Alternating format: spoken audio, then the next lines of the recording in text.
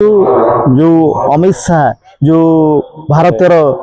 गृहमंत्री से जो डाकरा देथिले जो एवं निर्देश देथिले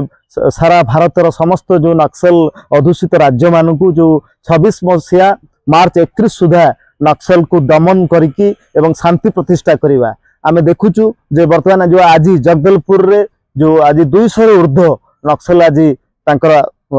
अस्त्र शस्त्र सहित आत्मसमर्पण करिसंती एवं 4 दिन भितर प्राय 500 ऊर्ध्व नक्सल विभिन्न राज्य महाराष्ट्र कहतु तेलंगाना कहतु छत्तीसगढ़ जो सरेंडर करिसंती मु भाबुची मोर सांबादिकतार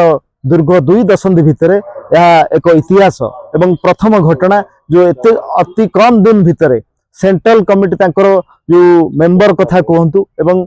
जो माने उच्च माने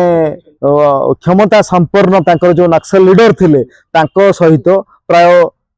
शह संख्यार जो नक्सल आत्मसमर्पण करुचंती भारतर जो शांति प्रतिष्ठा दिगरे जो गृहयुद्ध चली भारत वर्ष रे ता एक शांतिर वार्ता दूची निश्चित भाव में जो अमित शाह जो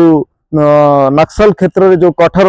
पदक्षेप ग्रहण करथिले ता 26 मार्च पूर्व ए शांति प्रतिष्ठा हो बोली आमर आशा। वर्तमान भारत सरकार जो माओ दमन अभियान जारी सरकार पूरा तरफ सफल होती वर्तमान प्रत्येक दिन माओवादी माने आत्मसमर्पण कर लगी माओवादी मान मनरे गोटे भय सृष्टि होने आसिक मुख्य स्रोत सामिल भी होती दीर्घ 3-4 दिन भितर 400 ऊर्ध्व माओवादी माने आत्मसमर्पण कर सारी